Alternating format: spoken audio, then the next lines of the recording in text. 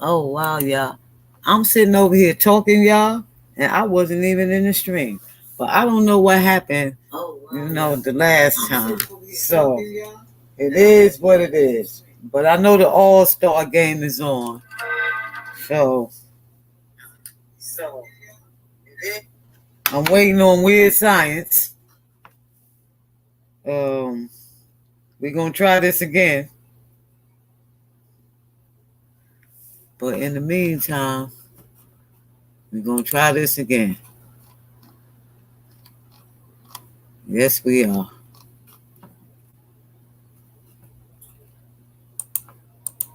Okay.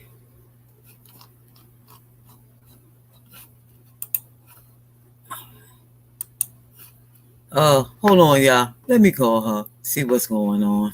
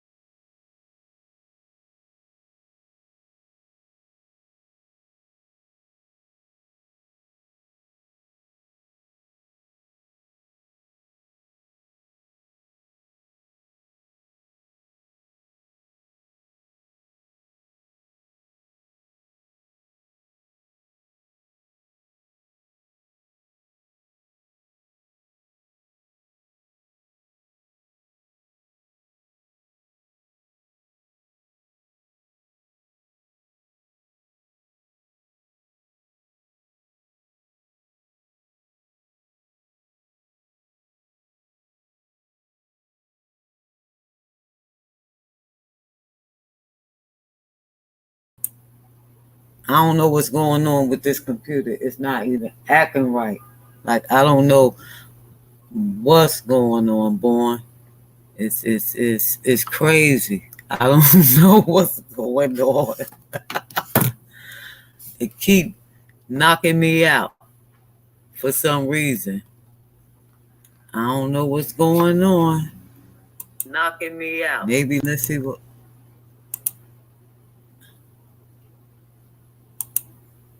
Knocking me out. Maybe let's see what. I don't know what the. Can you hear me? Uh-uh. Hear me? Say something. Say something, Weird Science. Cause the computer ain't acting right. I need to know if you can hear me. Can you hear me? Cause the computer ain't acting right. I need Hello, to know hello. if you can hear me. Can you hear me? I can hear you. Can you hear me? Yeah, but you need to turn something off.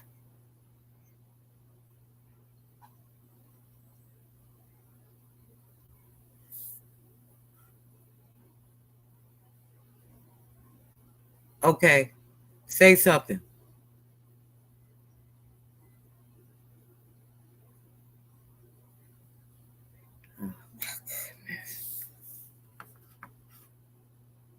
Hold up. This is unbelievable. Unbelievable. But anyway, how y'all doing? How y'all doing? Because right now, oh, it ain't working out. Something ain't right.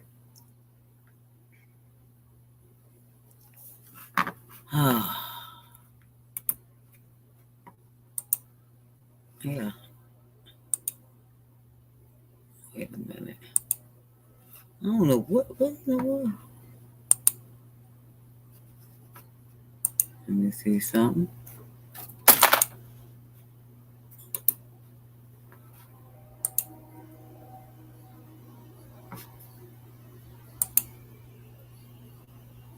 Well, let me do that. I don't know what's going on because I'm having problems over here too, Weird Science. So I don't know what's going on. It keeps like knocking me down for some reason.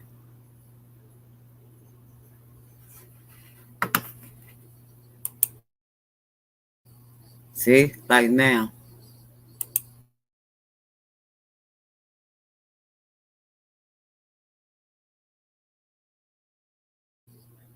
Can y'all hear me? See, I don't know what's going on. 1 minute is muted on its own. Something ain't right with this stream. But anyway, I'm gonna try to go on. So boom, I went on a date today. Just so you know, I went to play pool. So Magnificent Mecca ain't the magnificent one no more. She was infiltrated. She was infiltrated. I don't know. Let me play it. Let me see something. Let me see something.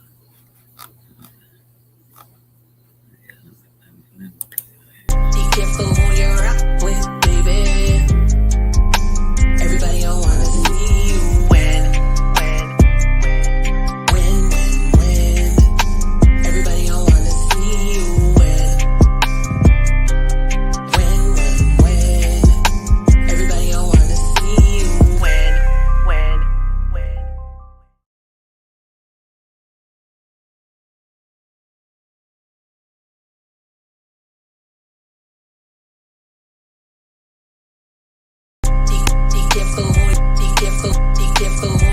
Be careful who you rock with, baby. Everybody don't wanna see you win. Everybody don't wanna see you win. See, I told y'all this thing is bugging. I don't know what to do. And then my little computer nerd, he ain't answering the phone.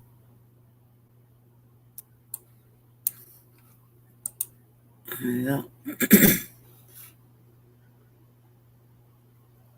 I don't know, Weird Science.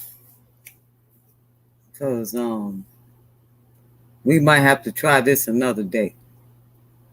Cause this ain't working out. So I don't know what's going on. When I click on what I got, it play the music. So something ain't right. I need my hold on.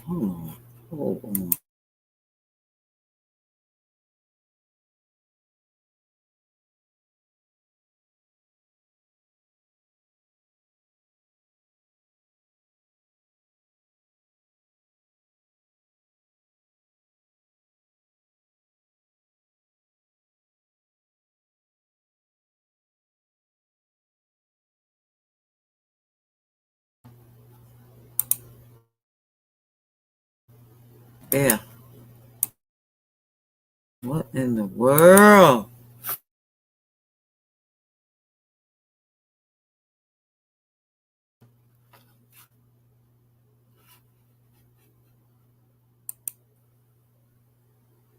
Can you hear me now? Can you hear me now?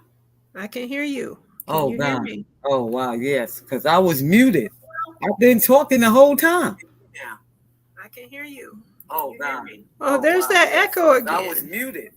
Because you got something on. I can hear you. Oh God. Oh, there's that echo again. I was muted. Because you got something on. Oh, there's that echo again. I was muted. Because you got something Okay, hold up. Oh, there's that echo again. I was muted. Because you got something hold up. Oh, there's that echo again. You gotta close something. What did you open? Okay, can you hear me? Yeah. All right. I had to somehow when I was logging on, the StreamYard and the YouTube were both opening at the same time. Yes. Because you had to So get they you were had to, both opening instead of just one or the other. yeah, I you think we had got it straightened out now. We good? I think we good. We sound good. All right We then. Well, sound good to everybody in the chat. Okay. What you want to talk about? Because now we just general talk now. Because I done that other stream done took my mind somewhere else. So oh, drop a all jewel. Drop a jewel.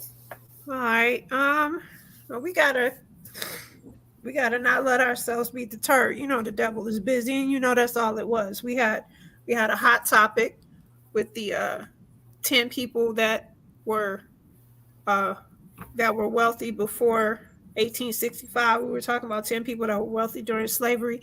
That was a wonderful positive topic. That's why the devil came in and messed up connections and everything else. We a whole hour and 12 minutes late. But how about this? I feel like we're still great. We late but great.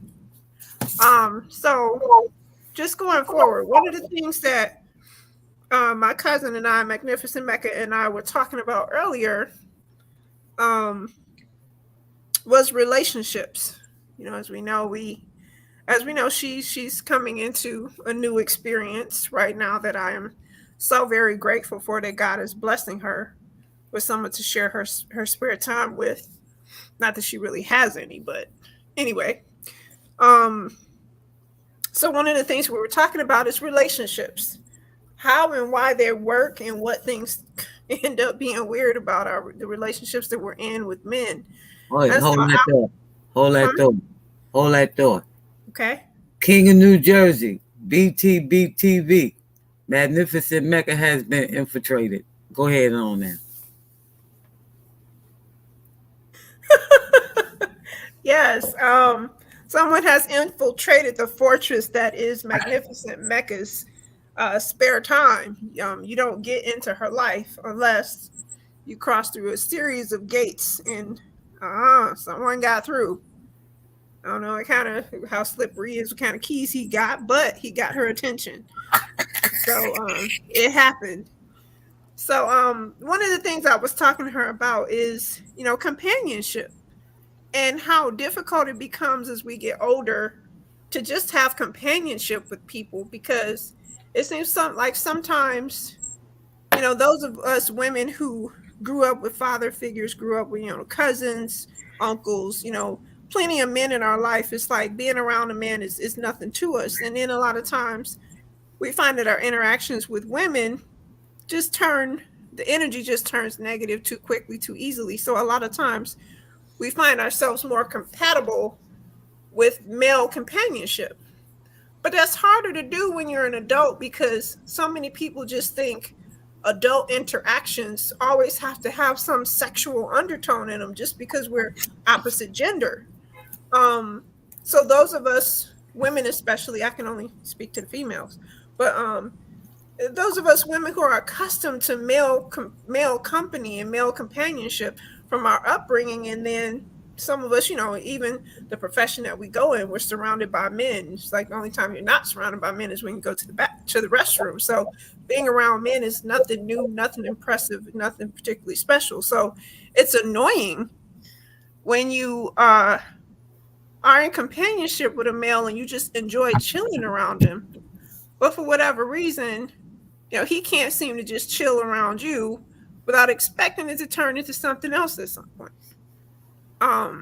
That's aggravating, because there are sometimes women just want to chill.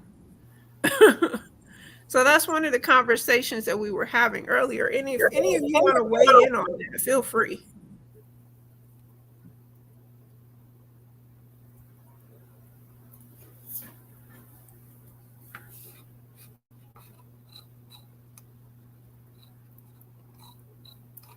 Well, Well, I blew them away. See, they won't. I can't get anyone to disagree with me, have a discussion with me. I So what mean, did you find out? Did you find out anything about the 10 a list? Did you find your own list? no, I was gonna go with yours because I found a few, but I was particularly looking for people. I was looking for dates prior to 1865, and that I could not. I found it difficult to find. I found like one or two. Uh-huh. Who were they? Do you Um, remember? I don't. I could probably access it fairly quickly, but the list was so short. So it was kind of disappointing that I know there was a lot more inventors and wealthy black people before 1865, but apparently it just wasn't being was not being recorded very often. So that's unfortunate. Right. But let's see. That's why it's so important. We talked the other night about the census. Important for people to be, get counted so we know who's where and what they're doing. So in case they have needs that need to be fulfilled, that's Well, another part one, of that. you heard of Paul Cuffey? No, I haven't. He was a prestigious sea captain and entrepreneur. He was born in 1759. His father uh, was a free slave, and his mother was a Native American named Ruth Moses. Paul Cuffey grew up in Massachusetts as the youngest of 10 children. Would you want to go look him up real quick so we can elaborate Is that, together? is that Cuffie? Cuffee. Okay.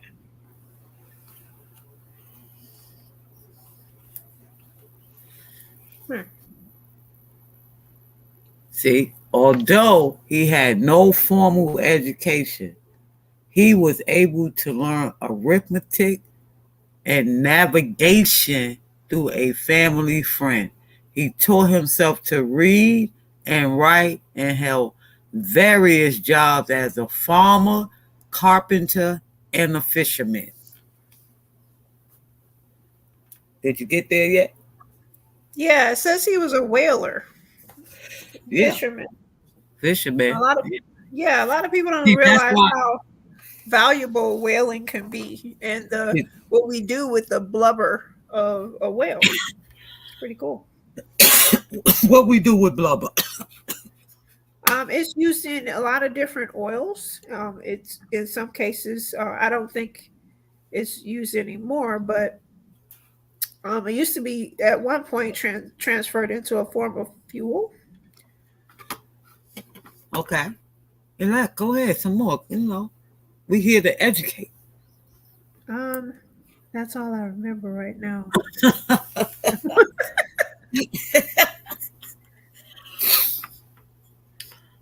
But he taught himself. See, what stuck out the most to me, because we haven't even gotten to, the real, was the fact that he taught himself how to read and write. Hmm. Do you know how difficult that is? Yeah. To teach yourself to learn to pronounce words that you don't even know how to pronounce. And they didn't have hooked on phonics back then. Well, they need they be needing hooked on phonics now.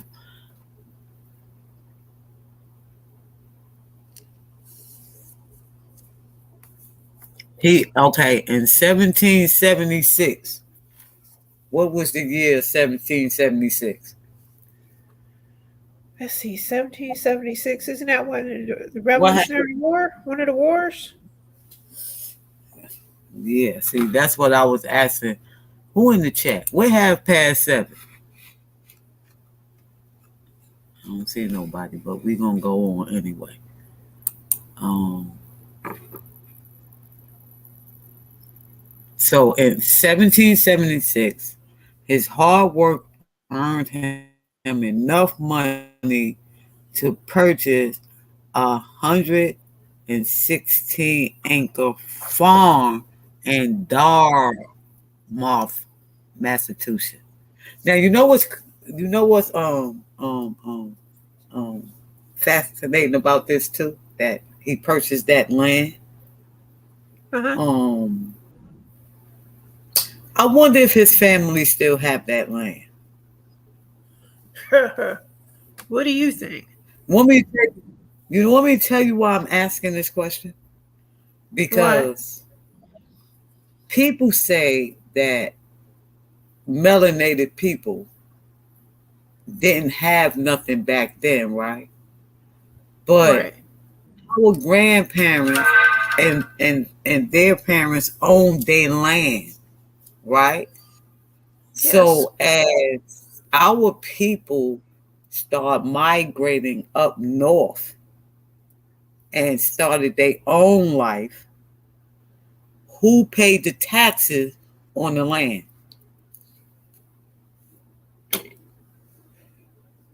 And that's one of the Well, reasons of how yeah. we lost our land.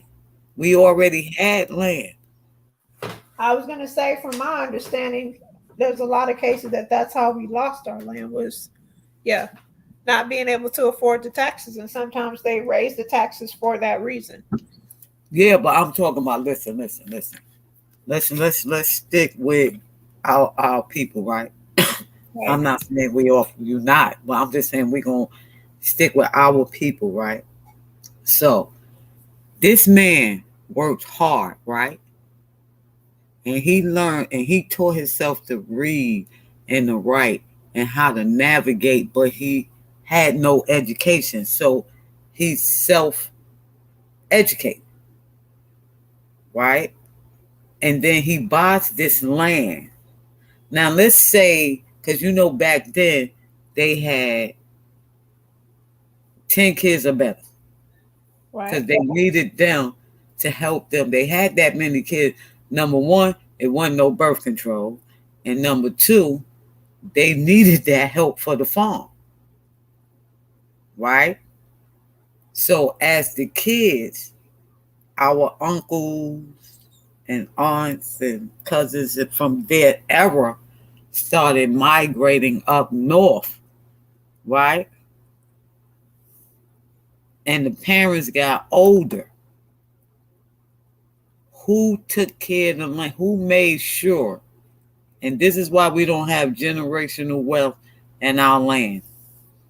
That's one of the reasons. Because who said, let me make sure we keep that land in the family? But at the funeral, everybody fighting for it. Right. That's the way it usually works out, That's crazy. unfortunately. That's crazy. It is. So, have you ever heard of Adams Farm, North Carolina? Uh, no, but I can go look it up for real quick. Why? What's up? You go ahead. Why I go? Why I go look into it? Well, I don't know if it's true, Uh-huh. but one of the things that I've heard is that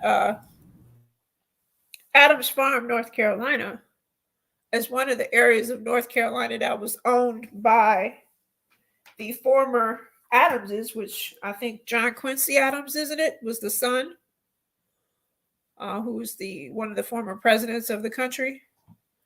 My understanding, uh, and this hasn't been researched, so I'd welcome anyone who has researched it and and can give it more clarity. But I was told that the Adamses from the North Carolina area used to be slaves on that land and came over, and some actually came over from Nigeria to become sharecroppers and then eventually own that land for themselves.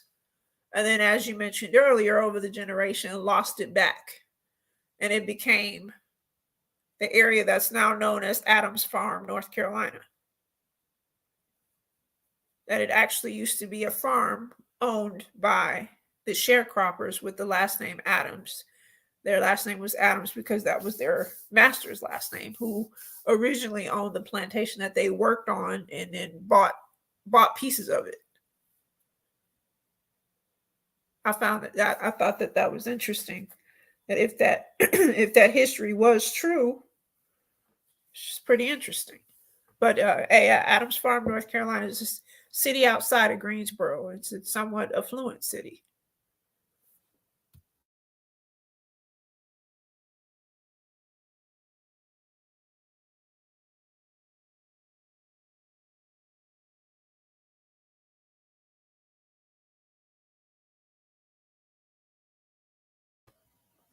I've always wanted to know if that rumor was true. I haven't had a chance to research it on my own.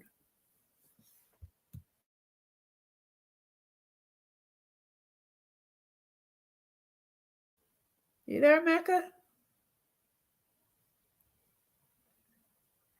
You're muted if you're talking.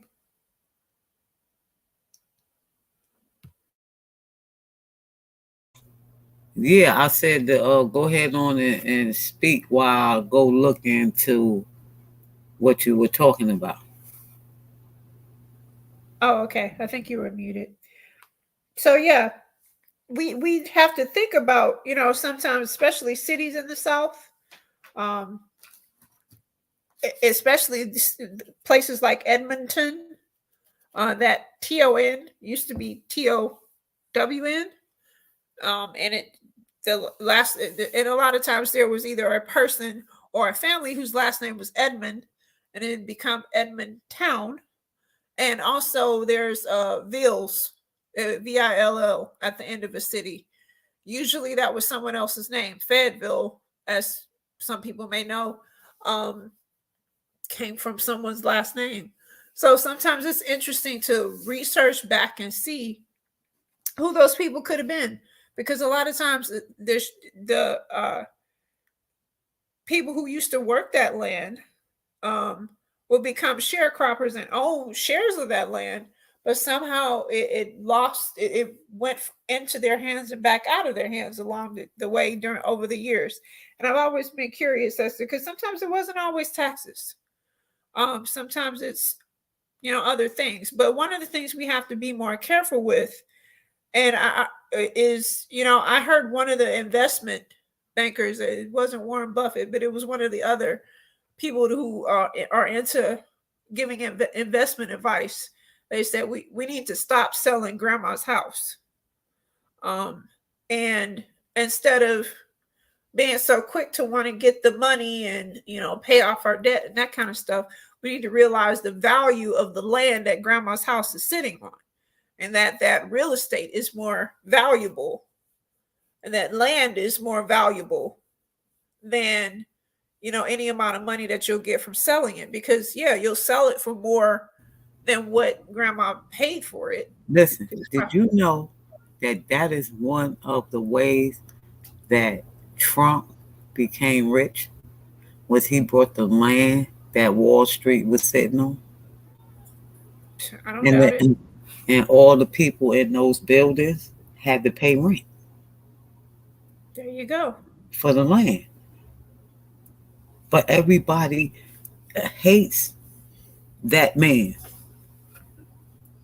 I ain't a fan of him either, but I'm fascinated on what he doing and trying to learn what he doing to get away with a lot of that stuff he getting away with. Legally. Yeah, it's his personality, legally. Work, but right. His business strategies, I don't think anyone could question very much his business strategy so far as is obtaining and maintaining his wealth. Right.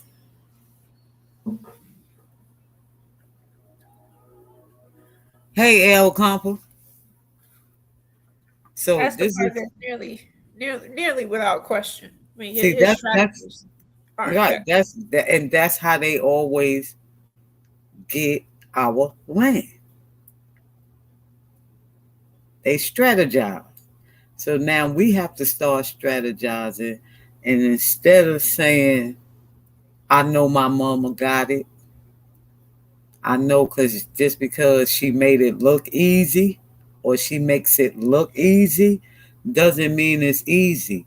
So instead of us just feeling like they got it, we need to start checking up on that so that we can't be losing that land and we can grow our own food and start our own communities. The other races do it all the time. Am I right? Absolutely, totally, and completely. But because what we have to first get in the habit of is, like we said, stop selling homes and property that we inherit. But we're usually so quick to want to try to get the money until we don't realize that the today value. I mean, if we think about it, think about the real estate industry. We can go all the way back to the 50s and 60s. One of the things I always tell people when they talk about waiting to buy a house, is, if you look at it, unless it's in foreclosure, which that's when the property is distressed. A lot of times it can be damaged and you got to put money in it to get it, back to a point where it's even livable sometimes. But other than those cases, the price of houses does not go down. You can go to any major city, even not so major cities, and the price of homes may stay steady for a while. They may stay the same, around the same price to get into certain neighborhoods, for 5 or 10 years. But it's very rare that you find that someone will sell their house at a loss. And Relative to the current market value. see, I go to like the town meetings and stuff. So when they was coming in to what they would call consider the ghetto, which to me, from where I came from, wasn't no ghetto, but okay. So I was going around the neighborhood telling people, y'all need to fix y'all houses up. And if y'all not caught up on y'all taxes, y'all need to catch up on y'all taxes. I said, and don't sell your house. I said, because everybody that keep their house, if your house worth $90,000 right now, and then you keep your house and they build a house next to you for 300,000, and then the next house they build around you is 300,000, the value of your property just went up for that same house because everything else around you is at that market price. So the value of your property is going to go up as well as they start building those houses around like they did downtown in this area. And they put all these little $300,000, $400,000, $500,000 house, and all the people who actually did what they were supposed to do that still have their houses. If you look their house up now, it's worth almost the same amount as all the rest of the houses around them. That's an investment right there. Where you go, Weird Science? Why you keep yeah, so your property, I don't know what's going on with Weird Science, but she be back. So as their property, and then if they fix something and then you add some new, like decorate outside, get your little change your bushes, keep your stuff trimmed up. As they house go up in value, your house go up in value. The only thing that does not go up in value is cars. And by the time your car go up in value, your great grandkids will have that car. Bust a move, Weird Science. Weird Science. Oh Lord. Oh Lord. But so another black millionaire from the 1800s is Anthony Johnson. And he was a black man who immigrated from Angola to America during the early 1600s at a time when both black people and white people were working as indentured servants and not slaves. So technically, he wasn't a slave. But what he did was he worked on a tobacco farm until he was granted his freedom, but he was not considered a slave. And he bought 250 acres of land. And this was back in the for him in the late 16, early 1700s. But they want to teach our kids in school that we didn't know nothing, that we didn't have anything. We didn't have land. We wasn't educated. We were broke, and and that's far from the truth. Okay, Weird Science, hold up. Okay.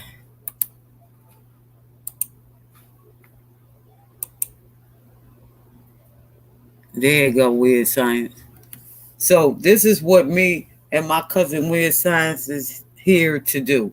We're here to enlighten the adults, to enlighten their children that we come from greatness. We always been great.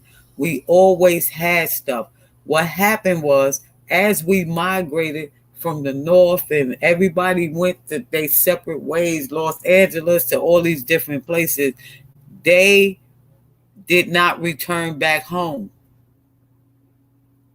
So when they didn't return back home, and the parents might have got older, the parents might have, they're not moving as fast. And because now people got their own life, I'm not saying nobody's wrong or anybody did anything wrong. I'm just pointing out to us as people where one of the areas where we messed up at. And this is how we wind up with nothing, as they would say, we have nothing.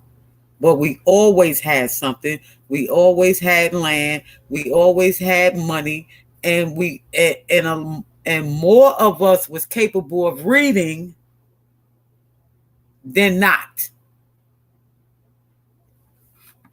But for some reason, they want to teach our kids that, they did everything. Go ahead, Weird Science.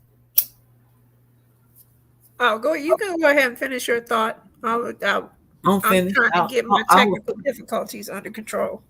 I was just really talking till you came back, but go ahead. Okay, yeah, no, to your point, we did. We were, I mean, they say we're dying due to lack of knowledge. And it's sad how much that's true. We don't know what we don't know. But we've always had an opportunity to nudge our way into the markets, into the opportunities for wealth and things like that. But a lot of what happens is, there's so much progress made and so much of that progress lost, like in a single generation. When someone is able to purchase a home in a nicer neighborhood, or someone made some headway in the stock market, and they learned how to invest. There's some kids right now that are, they grew up on the internet, and they're learning how to day trade. Hey, Clarice. And but the question is, after that one person in that one generation, hey, half past, learns that skill, we're losing when we don't pass it down. That is the problem. There's too much knowledge and there's too much wealth that we're acquiring in one generation and losing it after that one generation. That's when we talk about going all the way back to find out, where the family home was, that, great great great great grandma, great great great great granddad. You were talking about earlier, the gentleman that you had looked up was Paul, I lost his name now. What was his name? Paul Kalut. What was his name? He was a whaler. And we were talking about what they used to do with blubber. Mecca, you there? Anywho, I'm gonna go forward. So anyway, we were talking. One of the things that they talked about was that his family came over in Sierra Leone. And when we talk about African countries in West Africa, we always hear about Ghana, we hear about Nigeria, but we don't hear about the people who are from the Ivory Coast. And that was a very wealthy area in Africa. So typically, when people came from the Ivory Coast to the United States, they came to this country in a way that we're more accustomed to East Indian and Asian people coming, where they came with their own money. And they came to trade, and they came to trade into the markets. One of the most common market that West Africans came into this company to trade into was the tobacco market. As we know, in North Carolina, there's a big tobacco industry. So, well, used to be. So whatever happened to, some of the, not all Africans came here as slaves. Some came here as business people to buy and sell and trade. So what happened to a lot of that wealth that they came here and, they brought their own wealth and where it was able to buy their own land? What happened? And a lot of it is because, as we've said before, the person who writes the history book has control over what story is told. So those stories they get lost in the shuffle of our history. But we can just look back a couple of generations, and we all can, trace back to someone who owned something that is no more, and now Yes. the companies, the families facing poverty because they lost, that business opportunity from that land or that shoe store or that clothing store. Yes, like Anthony Johnson. He was a black man who immigrated from Angola to America during the early 1600s, at a time when both black people and white people worked as indentured servants and not slaves. Like other immigrants at this time, Johnson worked as a contract laborer with the promise of a land grant from the colony upon completion of his tenure. So he worked of his tenure.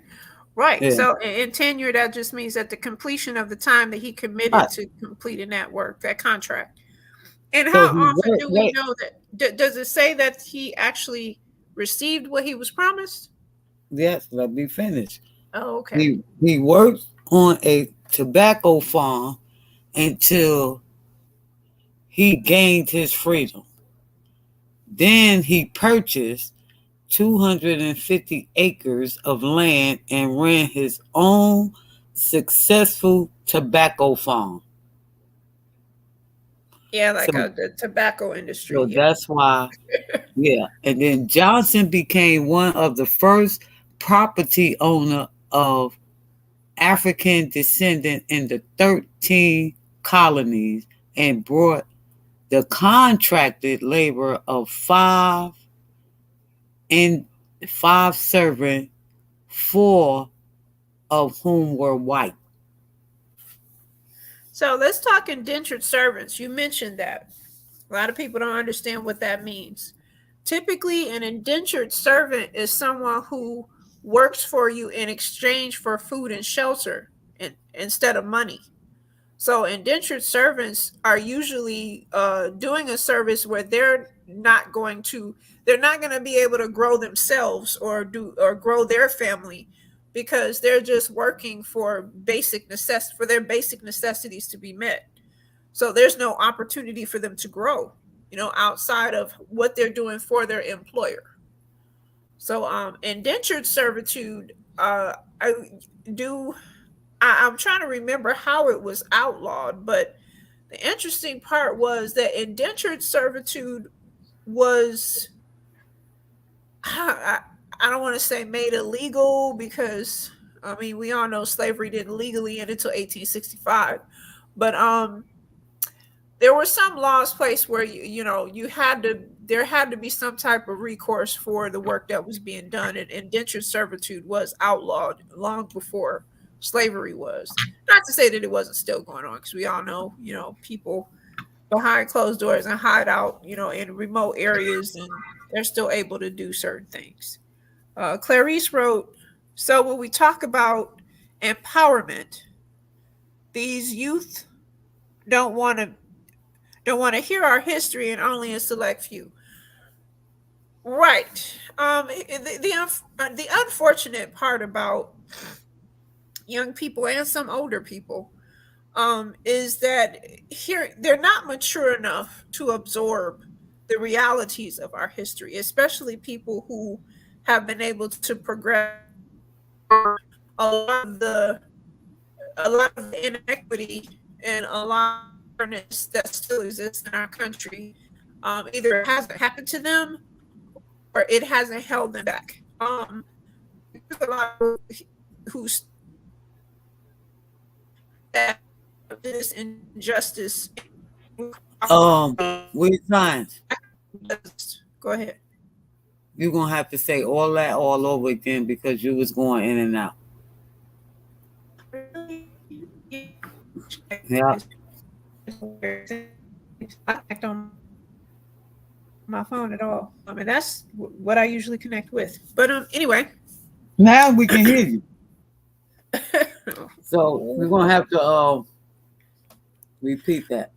So yeah, I was just responding to what Clarice was saying about empowerment and the youth, and how a lot of people don't want to hear it. I was just saying that, there's a lot of people who try to pretend that inequality, inequity, and prejudice no longer exists because they've managed to grow their prosperity for themselves or for their family, and they've been able to circumvent, dodge, or just haven't been directly affected by a lot of the inequity and inequality that still exists.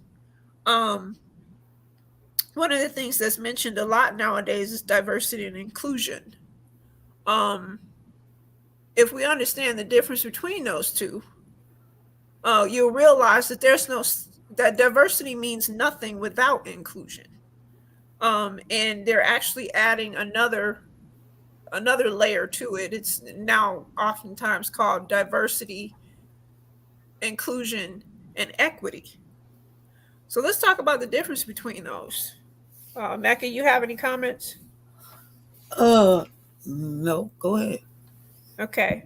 So diversity is when you have different sets of people, places, things, where you have a bunch of things that are different all combined together. It could say, well, we have some people of Asian descent, some people of Indian descent, some people of African descent, and some people of European descent. They're all in the same room together. We say that that's diversity. But that's not necessarily inclusion. Because if the Asian people are off doing their own thing, the Indian people are off doing their own thing, the European people, if each set of people are off doing their own thing, which is what we had during the Jim Crow time of separate but equal, that's not inclusion. Because if we're separate, then we can be doing separate things, and that will create an inequality depending on the resources that each social group is able to get, each cultural group is able to get access to. And as we know, African Americans are typically, blocked access in certain ways, everything down to just not being included. Um, there are times where, they'll have meetings at work and don't tell you about them. That's lack of inclusion. Um, it's also another term that's used as passive exclusion, is when people are quietly not inviting you to things or quietly not giving you the same opportunities, and then a lot of times you can be labeled incompetent on your job, and it's really not an incompetence; it's really a lack of knowledge, because you've been excluded or just not included from a lot of things that are going on. So you don't have the same knowledge base of how things work on your job as some other people do. So that's diversity, that's inclusion. So what is equity? Equity is when everyone is given the same information at the same time with the same opportunity to do the best that they can with that information. Equity would mean if we know that African Americans have less opportunities to get certain education, like for instance, if there's an area where the education level is substandard, we put more resources into that school district than we do into the school district across the street or across town, because we know that that school district has a 90% graduation rate. This school district over here has a 50% graduation rate. So equity means that we take the resources that we have and we put them toward where they are most needed, instead of saying, oh, we'll just split the resources down the middle.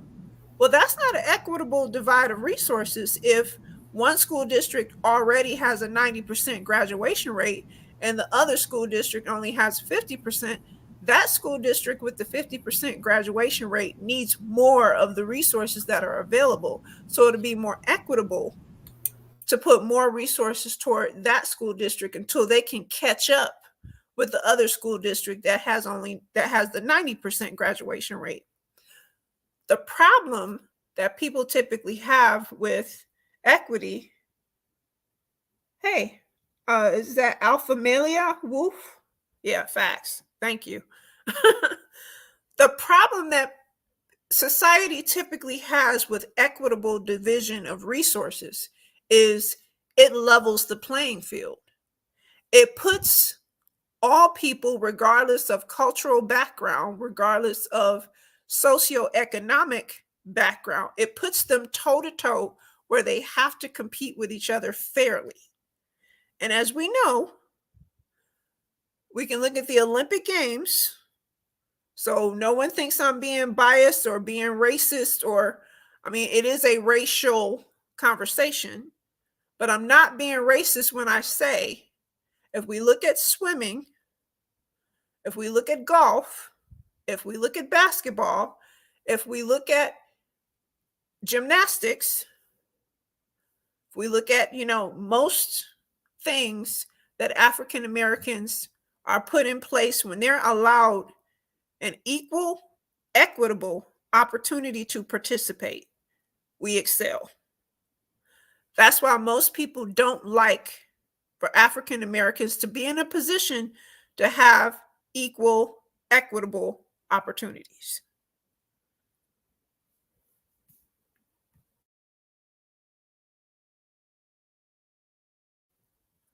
So anyway, you have any comments for behind that, Mecca?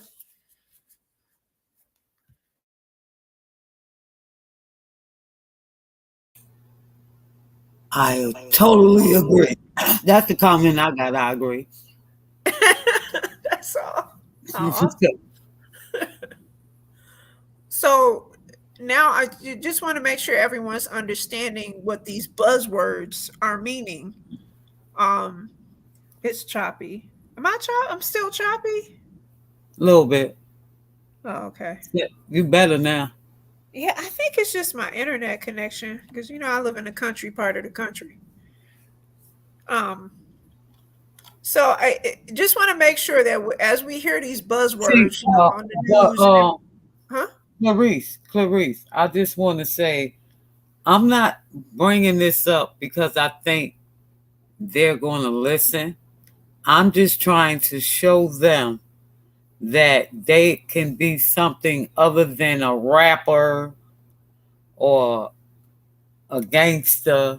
Like it's a reason why they trying to keep us down. And of course, all of them is not going to listen, Clarice. Trust me, we know that. We know that even adults is not going to listen, but we just want to enlighten everybody on everything. But I like your participation all the time, Clarice. All Yeah, the time. thank you. Yeah, I mean, there are some kids that are not going to participate. I mean, we all know that there's parents that go up to the school, kids causing problems. The parent comes in there and says, "No, my son killer wouldn't hurt nobody." So yeah, it's from. There's going to be issues on all sides. There's never 100% support. There's never 100% accountability, from anybody about anything. Right. So yeah. But we're just speaking on, the people that want to try, at least try to the best of their ability to be a part of the solutions instead of continuing to be a part of the problem. Because we have to first acknowledge Where that, the yes, problem is. right, exactly. We have to first acknowledge and clarify what the real problems are, because we're being told that things are one way and we're being told some reasons why. But we're being told those things by a lot of people who haven't had the experience of knowing what it's like to be of African descent, of South and West African descent, with with brown skin and kinky hair in this country. And I'm being just that specific for a reason. And the people who are walking the walk, they know why. So yeah, we need to be able to understand it from our own perspectives and be honest with ourselves. There's a lot of people that I know that, like I said, they try to pretend that, oh no, you can still buy a house anywhere. There's no issue. We're living in fear. No one's stopping us. We're stopping ourselves, which that's true to a degree. But we have to be honest with ourselves about how much we're not standing behind the people who get ahead and can, break through some of the barriers, but they get exhausted. They work so hard and get to a certain place in life and then find themselves completely on their own. It's like, yeah, I could take this next step. I could go to the next level, but man, I'm so tired from coming this far. And we see what happens, to Martin Luther King Jr., Malcolm X, Medgar Evers. We see what happens when we let our frontline runners be out there by themselves without backing. And we want to make sure that when we have people that are willing to be brave enough to break through some of the barriers, that they have the proper backing, that we're standing behind them to make sure that they're never standing alone. So number one, they can have that protection. And so number two, they can have that fortitude to continue to go forward and not get exhausted, because we're all leaning on that one person. And all of our families have that one person.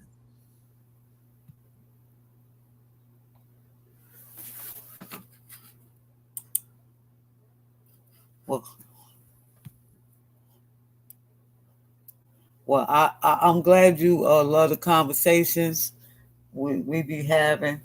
And it is sad, for our people, but, we got to wake up. We got to wake up, and then we can start here, because we Team Guardian over here. See, we got each other back over here. So, we got to start somewhere. Why not start with us? If we got to do a woman empowerment, I'm with that. Who with it? You with it, Clarice? You with it, Alpha, Milia? Y'all with it? We can do that. What you think, Weird Science? I think anything's possible with the proper amount of dedication, preparation, and commitment. We have to first be accountable. Yeah, it's sad, but we got to be accountable for what's real. And what's real is we can't keep not just women and men of African descent. We can't keep running in circles in this country and never really truly getting ahead. And that seems to be what we're doing. As we talk about these wealthy, these prominent people, we have people that achieved a level of prominence back in the 1800s. And now this is, 200 years later, 300 years later. And it's like, where are those families? Where is that prominence? We can talk about, we can talk about Black Wall Street and say, oh, well, they burned it down. Oh, they haven't burned down everything. They haven't torn down everything. They haven't stopped everything. That doesn't happen everywhere. So we have to be more diligent about making sure that we're moving forward and that we're maintaining that progress. And realizing that our lives are not our own. We have talked before about, parenting and children and things like that. We have to take accountability for the fact that, you need to be exercising the self-discipline to make sure that you're leaving a legacy, that your children are not walking into your footsteps all over again, and that they're actually standing on your shoulders. And that's what's been happening generation after generation. We're walking in, a modern day version of the exact same footsteps our grandparents, great grandparents have already treaded through.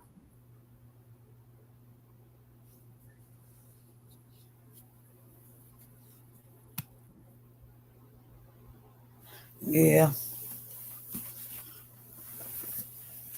But, this is just my opinion. One of the hardest things to do for anyone to do is look within themselves. So we could continue as our people, melanated people, continue to say it's this person for, or they, or the government, or this or that. But we can educate those who want to learn, because once you learn their law, their tricks, as we call them, their logic, you'd be surprised of what you can accomplish. Oh yeah, I'm living proof of that. But yeah, I agree, Clarice. It takes a village, and we don't have the same villages we used to have. That's absolutely true. And that's another thing that, as Mecca said, we have to look inside ourselves and ask ourselves why.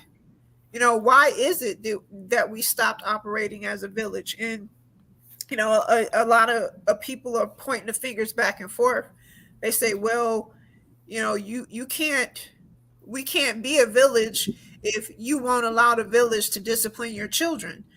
Yeah, well, we can also turn that mirror the other way and say, well, it's difficult for me to have you as part of my village when I try to let you know that times are different, so I need to raise my child differently, and you don't want to respect that, because the respect has to go in both directions. As time passes, the rules change, the laws change. We used to be able to, our parents used to be able to spank us, and there was no whatever. But, there was the latchkey kids who started having child protective services protection, where you could dial 911 if your mama whooped you, and then and all of that just spun out of control. What it turned into is a bunch of children that were not being raised. They were being raised by the television and the video games. And there were parents who were not able to exercise the discipline that some of those children may have needed to keep them on the right path. So we have a generation and a half now of children that go out into the world. Number one, without the village, because everyone's dispersing because no one wants to respect each other's boundaries. Um, and number two, without proper self discipline or a sense of accountability. They don't take responsibility for themselves because the parents didn't completely take responsibility for them either. But just because they said, see, this was the whole thing, the misconception of that child abuse. See, the key word is abuse. They said you can't abuse your child. They did not say don't give your child structure, morals, and values.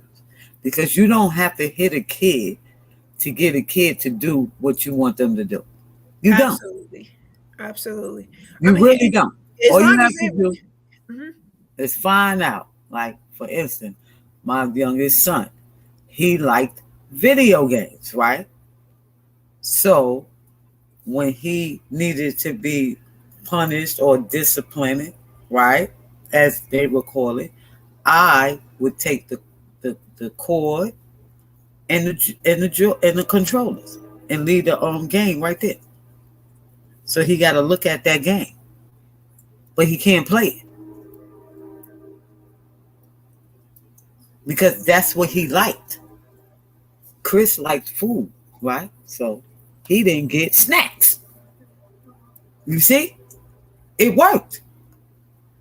Yeah, I mean, I had to because employ the same strategy. Look, first of all, I'm gonna keep it all the way funky with y'all. They've been bigger than me from when they hit 10 years old. They were bigger than me. So me hitting them or trying to whip them, I wouldn't have did nothing but hurt myself. So I had to figure out a way to outsmart them without me getting hurt. Because I was the one that was going to have to be put in foster care. Because they was bigger than me. So what I was able to do at 5'4", and then they like almost 6 feet. What am I going to do? What kind of abuse can I actually do to them? But I can teach them lessons and teach them that there's consequences behind their actions. They can be taught that. But like Alpha Milia said, a lot of parents want to be friends with their kids. And I'm not your friend. See, that's what's going on. A lot of going on, but then that goes into the everybody's not mature enough to have kids. Exactly. And I mean, age doesn't equal maturity. There are some people that have children later in life where they think, they've got the house and the picket fence and 2 parents and everything else, but they're still not mature enough to understand that it does require, thank you. She said consistency. It does require, if you're not willing, I mean, and I've seen some parents just get lazy. They're just like, well, I'm just getting tired of when they do this, I have to do that, and I'm just tired of it. Yeah, well, if you're gonna, I mean, you think those kids don't notice when you give up on them? Because giving up on their punishment is a form of giving up on them. When they see you doing that, they think less of you. They lose respect for you, not just because you're not enforcing the punishment, but they lose their belief in you because they see you giving up on it. Right.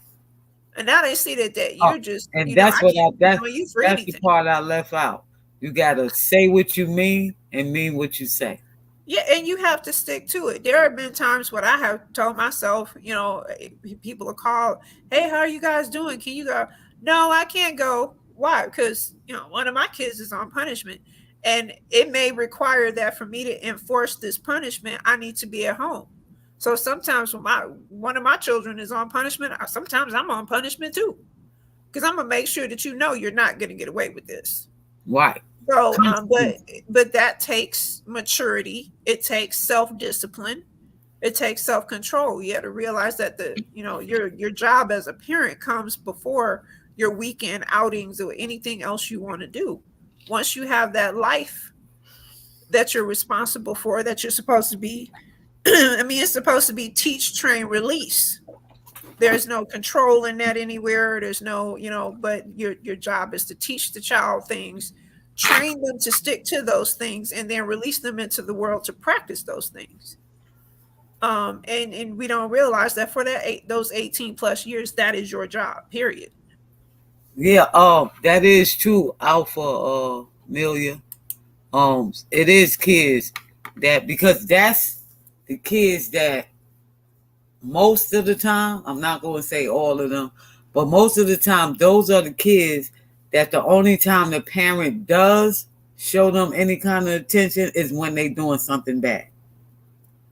That's true. So even though they're being probably yelled at and screamed at or whatever, it's still they showing them some kind of attention. That's true. I mean, because a lot of parents don't realize it. You don't have to be taking your children to, Disney World or something for them to see that you're spending time with them. It doesn't cost anything, buy a little Connect 4 game or play checkers if you don't have a chess set. Just that time sitting down playing a board game. That's invaluable to children. Go ahead. Yeah, give them some allowance and then play pity pack and take the allowance back. Yeah. See, not everyone is that'll teach them not. No. Listen. There's a lesson in that. See, it's consequences behind that. Definitely. You lost your money. So that'll teach them not to gamble. I mean, I felt kind of bad when we did, I think it was Monopoly. And we started like playing Monopoly with the allowance instead of with the play money. I felt bad. But it was a lesson in saving and investing. And, when you buy this and sell that, here's what happens. Right. That's the purpose of Monopoly, to monopolize. Right? Which is what they made Bill Gates do, right? Absolutely. And guess what it did? Made him even richer. This is why I say that I'm sharing this information, okay, for free, because we gonna start functioning like those, and those that want to function like that, we here to help you, okay, and those that don't, we good with that too, okay. But they actually thought that they was doing something by making him monopolize Microsoft, meaning other people got shares, right?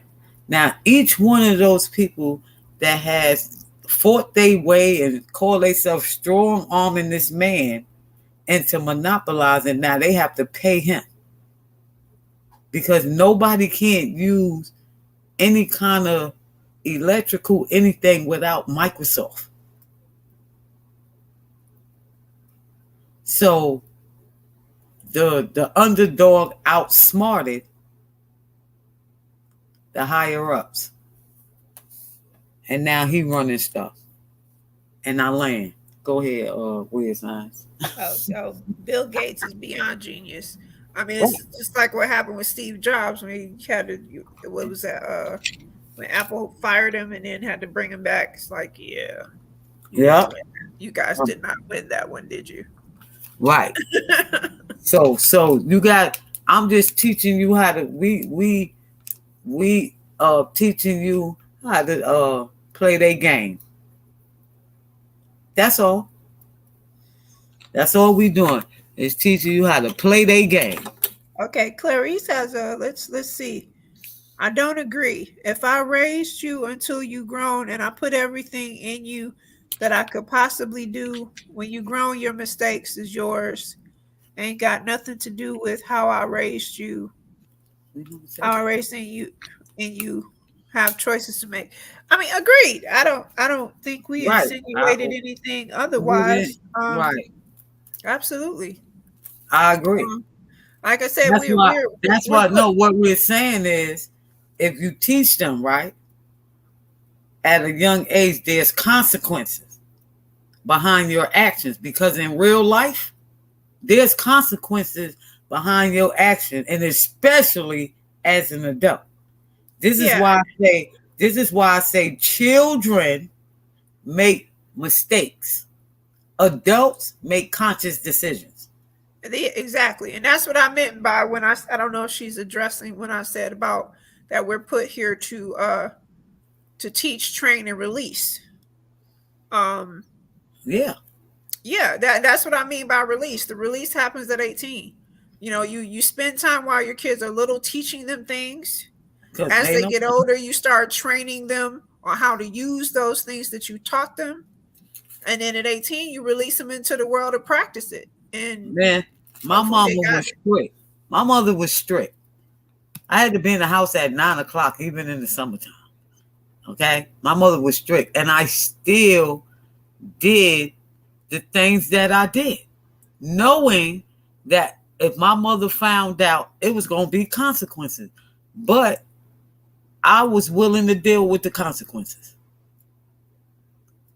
I But mean, it, when I go but ahead. if I would have just went on ahead, and this is something, this is why I never blame my mother or my dad for anything that I ever went through, because I made those decisions. My mother gave me the proper guidance, the proper knowledge. She went out her way to make sure all her kids was educated, and those that chose to go down the path they chose was a conscious decision that I made, um when I did a lot of the things that I did that I don't want to say because my mama be watching, and I might still get in trouble right now today for it. I know that's right. I mean, when I came home from So college, my dad I'm would remind me I still had a midnight curfew, and he would I'm look at never me crazy if thinking I stepped in his house any later than right. that. I'm not one of those people that think that everything is 100%. No, because people make mistakes. That's a part of life. But being that my mother was as strict as she was, and she did instill what she instilled in me, Mhm. and I did do a lot of stuff, Clarice. I'm trying to tell you, I did a lot of stuff that man, listen, man. I But still can't anyway, leave a dirty that, dish in my mother's sink. She just that's does not another play, show. That's gonna period. be another show, Clarice. All my best friends come up. They want to come up and tell y'all, because they saying that they don't know Magnificent Mecca. So they don't know her. So, but yeah, even with the structure that my mother gave me, I did what I did. But as I got older and mature, by the time I was 23, a lot of the things I didn't want to do no more. Like, I stopped putting myself in situations where I could get caught up in certain situations. If I'm not there and partaking in it, then I can't be involved. See, I did a lot of stuff. I did a lot of illegal things, and my mother was Yeah. strict. Yeah. So we're not saying that the kid ain't gonna go out there and make mistakes, because they human just like you. But what happens with a lot of us parents, we forget when we was that age. Yeah. Right. And Right. we I mean, did the same. It may not have been the same exact, but we did at that age, we did some same stuff that our parents would be disappointed in or was disappointed in. yeah. I That's mean, it like, could be similar behavior, just applied to a modern day mess up. But same type of behavior they had at that age. We just have different ways to apply it because it's a different time. right. And I mean, it doesn't always happen I mean, 18 is the legal age that we're no longer responsible for our children, but as we all know, everyone matures at a different pace. So that's not to say that anyone is truly mature enough to make good decisions or even make decisions as good as just following their parents' directions at 18. You know, most of us get out there and our first taste of being grown and no one can tell us what to do. How many of us actually do our best with that first opportunity? Very few. You know, we Did y'all usually make some mistakes first. And did y'all everyone matures at a different rate. Like she said, you know, there's people 35 years old still living at home. I know some people that are 50 still living at home. It happens because everyone matures at a different rate. And everyone has a different desire to take on responsibility. Some people are just risk averse. They're averse to being responsible. I mean, like how many people will tell you, you know, you ask them to babysit your kid or you ask them to go, you know, do something that you may think is simple. And they may say, "No, I don't want to be responsible for that. No, I don't want you to blame me." I mean, there are people that won't even give you advice because they're like, "Well, I don't want you to go out and do something and say it was my fault." Those are people who are just not willing to take on accountability or responsibility. And all of that comes with maturity and wisdom. There are some of us that are mature enough and wise enough to realize that, hey, you know, if I make a decision, it's on me. You know, if someone asks me for advice, it's not my fault if something happens in their life because I'm just giving them my perspective as we're doing here today. We're just giving you our perspective. So if you take something that someone else said to you and you make a decision and decide to go do something, how that turns out, it's still on you. Even if you call yourself following someone else's advice, the final decision is still yours if you're over 18 and you're still solely responsible for the decision that you make. So, I mean, it's unfortunate that a lot of people have to be hesitant to even give advice or to even openly speak what their views are in a forum such as this one, because we always have to be afraid that someone else is going to want to shun their own responsibility for making their own decisions and blame the other person that they heard it from. And right? say, well, that fault is your fault because you shouldn't have said, well, I did this because you. It's like the teenager saying that he listened to Tupac's music and that's what made him violent to go kill somebody. No, it doesn't matter what someone says in your ears or how it affects you. You have a responsibility to either turn it off if you find it negatively affecting you, or you have a responsibility to, like Mecca was saying, remove yourself if you're realizing that you're in a situation where something bad could happen. Um, and you have a responsibility to think before you act. You Right. know, is this a good thing to do? Is this a legal thing to do? Is this the correct thing to do? Is this a sensible thing to do? If I do Um, this today, how is this going to affect me tomorrow? right. Am I willing to accept any possible consequences that will come from this action? And if the answer to that is ever no, then then you shouldn't do it because you really don't know the full extent of what your consequences could be, because not all consequences come in that moment. Sometimes you could do something and it turns out fine, and then you don't realize till years later something comes up and that thing that you did a couple of years ago comes back to the surface to affect what's going on Yeah. today. Yeah. And that's why one of the questions when you go on a job interview, when you go to college interviews, is where do you see yourself 5 years from now? You ever been asked that? Where son? Oh yeah. I mean, nowadays they have these things called behavioral interviews. We ask you, Right. tell me a time where you were not able to meet a deadline or you were not able to accomplish a goal. How did you handle it? And it's like my first thought is, I mean, I freaked out. Well, how do you think I handled it? but Right. but you have to be able to answer that question with the steps that you took to solve, or the steps that you took to handle an adverse situation, because the question is basically asking, how well do you handle it when you're losing? How well do Right. you handle a And losing then, situation? Do and you this give is up, or do you try to face it and fix it? right. And then you know what? A lot of single mothers can definitely answer that question. Or a parent. Because how do you handle a situation when you're ready to practically snatch the esophagus out your kid's throat? I'm just asking. I'm telling you. YouTube, I'm not, this is for educational purposes only. I'm not telling nobody to do that. No, we're not. But we're, being accountable for the fact that everyone's imperfect. Everyone has times where their temper has reached its limit, and you start thinking things you shouldn't Yeah, be you do. Right. Look, see, Clarice, let me tell you something, Clarice. Let me tell you something. That's a good thing, because what I'm speaking on, I am the go-to mom of my sons, both of my sons, all of their friends, even the Caucasian ones, call me their second mother.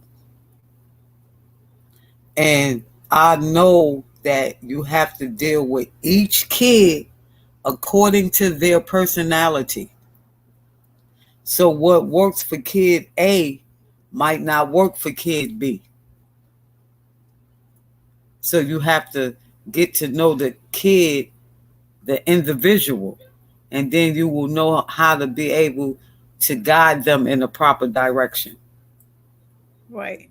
My If house has always been I guess, the safe house, the safe space, because it, especially throughout elementary and middle school, it's always come home and I'm like, who are these other kids?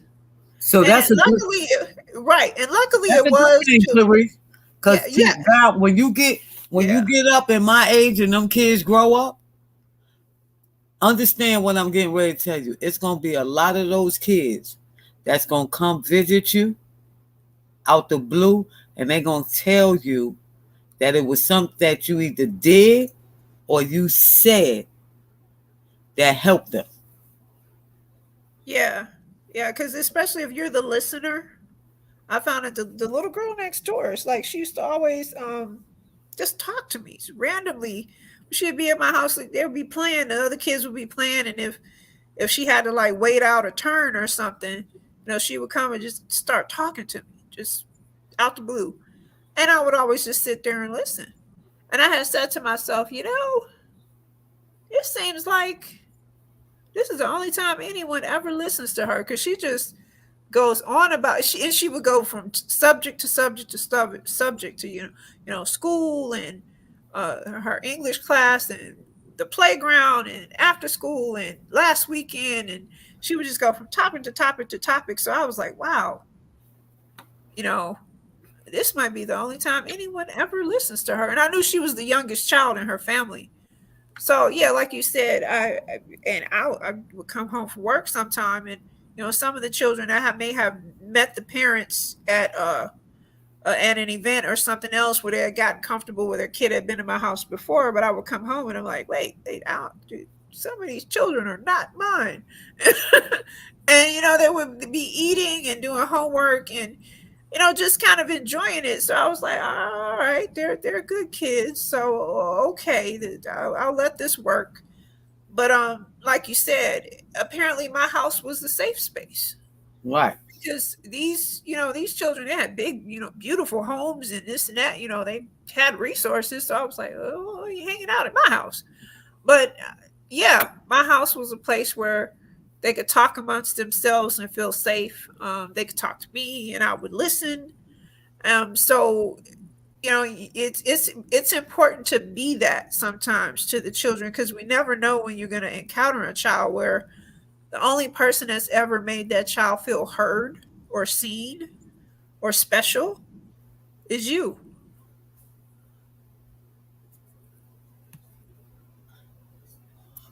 Yes. So Clarice, I want to commend you on that, and you keep doing what you're doing, Clarice,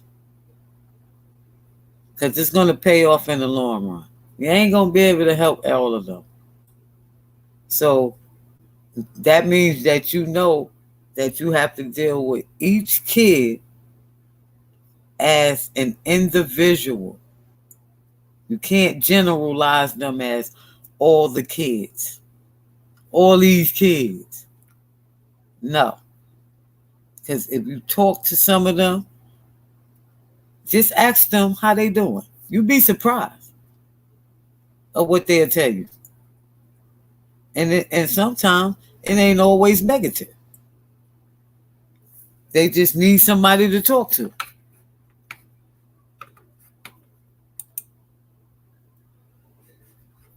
She said, my kids tell their friends if I say no, just bring them. Just bring them. She going to be there for y'all. Yeah, I've been through that too, though. I've been through that where I'll be like, I don't want no ex, don't bring nobody else, or I'll say I'm not in the mood to talk. But if they need to talk to me, that went away. See, I guess I always been one of these people that if I seen somebody that needed help, my happiness didn't matter. I would put myself, somebody else over me, just to make sure they were all right. I used to do that. That's a whole nother other show, though. Yeah. It's hard being that person too, because I've always said, well, Now, you gotta take care of me, so I got you. Right. But I'm keep it real. If I had never got hurt, I wouldn't have realized that I was that person, that I was actually doing that until when it was reversed and I didn't get the same treatment. I'm not mad or nothing. It just opened my eyes. And I know that happened for a reason. Good evening, Beaver Valley. Glad to have you here.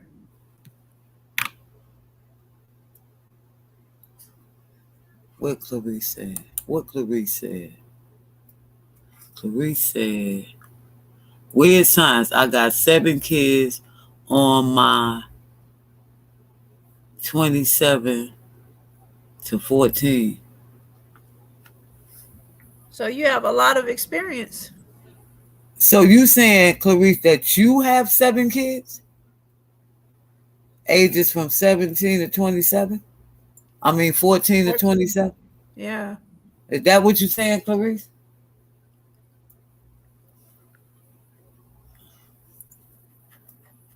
That's me.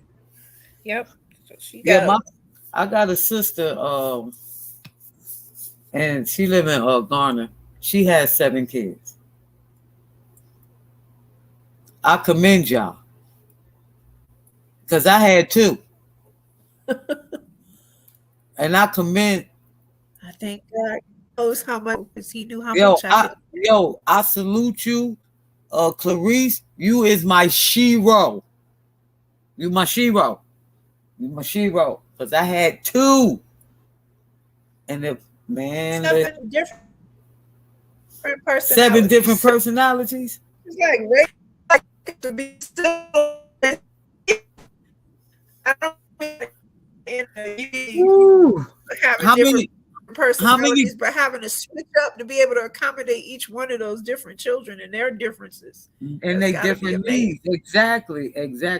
How many girls and how many boys?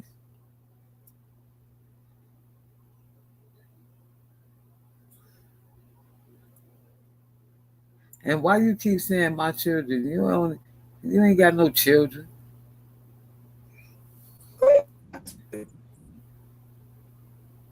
Nah. You the soldier. No. You the soldier. You the soldier. I'm trying to tell you.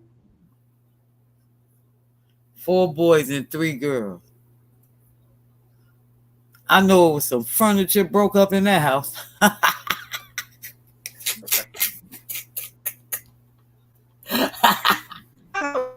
I know it was. Huh? I said it was furniture broken in my house growing up, and there wasn't 7 of us. Listen, okay. And I had 2. You keep hearing me say I had 2, right? And I had 2 boys, and she had 4 boys. And I don't mean the furniture got broken by the fighting or anything like that. I'm talking about the playing in the house. Yeah. She know what I'm talking about. Clarice know what I'm talking about. Mm-hmm. And Uncle Teddy and Aunt Jeanette know what I'm talking about. Mm-hmm. Oh, I tried to roller skate in the house. I guess I was just suicidal or something that day. I don't That's know. what I'm talking about. I So tried to roller skate in the house, and that your auntie's parquet floors. She wasn't playing that for no she seconds. No she a seconds. soldier. Soldier right there. Hey, I tell my sister that. I be like, girl, you good. You is good because I only had two. And I know if I'd had just one more, I wouldn't be up here right now. I'd be in the crazy house. I'm trying to tell you. Trying to tell you. I don't know how they do it, but I got mad respect for them. And my mother, she had five. Okay. You know how much new furniture I had to buy? Mm-mm. Ain't never no milk. They eat up all the cereal, all the bread, all the sandwich meat. They It even makes it, but it makes it that much more important that they know about the responsibility to make sure that they're taking responsibility for their future. With it being that many of them, just like how we talked about, with there being as many of us as there are. I mean, we're a small city with just by ourselves. So, right. um, imagine what it would be like if they stuck together and did all of the things that they do, especially after 18, for the betterment of each other. Right. It's Right. not I'm no if there was no well, I'm eating this, I'm eating better than you. If there was more the mindset of, oh no. We're brothers and sisters. So this is what we eat. This is what we all eat. This is the standard. Right. We stick together, we can have more. Everybody always have. Yeah. That's just my theory.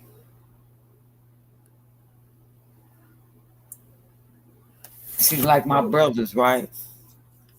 Like Michael. He was the fix it man. You see what I'm saying? I know, I'm quite sure it did, Billy. Quite sure it did. Mm-hmm. He was the fix it man, right? So every time now he passed away, but every time, like my desk, right? I brought a desk, y'all. See what happened? You still there? Y'all can hear me? Yes, I can hear Okay. you. I don't know what happened. It just flashed out or something. I don't know what's going on. But I brought a desk, right? And I followed the instruction, but for some reason it's standing up and it's together, but all the pieces ain't on. Oh Lord. One day at the completely wrong time, it's Uh-huh. gonna fall over, right? You know that, right? Really? Well, Yeah, I really. hope. I tell people all the time that put together furniture, every single piece is there for a reason. I know the If you piece is skip there a for a piece reason, but I one day at the wrong time, on the wrong day, one of those pieces that you did not put in there is gonna fall over. no, it ain't cause my son coming over here. He said he gonna come and put the shelf. It's just the shelf part is missing. Like the extra shelf that goes underneath that's missing. So my son gonna come and put it together the right way. Well, I tried. You I, gotta finish it. I got frustrated. I got Like frustrated. Mortal Kombat. Finish I it. got frustrated. I don't know. I don't even know why I ain't called video you. Yeah, I should have videoed you. That's what I should have did.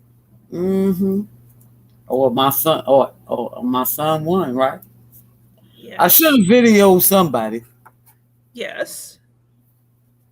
I because you agree with that. Yeah, I'm missing the shelf, man. I'm missing it. See, we got to each one teach one. So you would have been able to put put that last desk together. And Michael has showed you how to do it. See, No, Michael would have did it. he got to show you how to do it. He would have just did it because he didn't have that kind of patience. He didn't have that kind of patience. He would have just did it. He'd have been like, "Where the box at? Sit the box right there." He'd have looked at the picture, and then I'd tried to give him the instruction, and he'd have threw them away and put it together, and it'd have been right just by looking at the box. I miss my brother I bet. because that desk stone ain't even the same. I bet you he laughing at me right now. Probably. I bet you he's like, "Look at her." See, like, can you imagine? I bet you he was laughing when I started it. Of course he was, because he knew where it was going to end. He was like, "Look at her. Like, I know how this is going to go. Knock yourself out." Yeah. But my son was like, "Why you just didn't call me?" I was like, "Man, I can put this together. It looks so easy." I was like, I'll be figuring out some of the weirdest things. So I know I could put this desk together. It ain't even that many pieces. Poor desk. Poor desk. I just got some pictures sitting on it because I don't want to put no weight on it.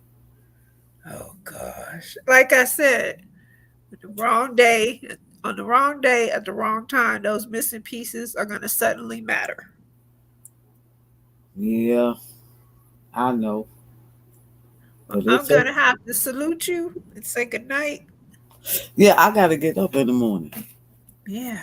Yeah. Tomorrow's Monday. Yes. So I hope everyone's has had a magnificent weekend. And Heineken PR 718, thanks for joining. And I will salute you all and have a great night. And everyone have a great night.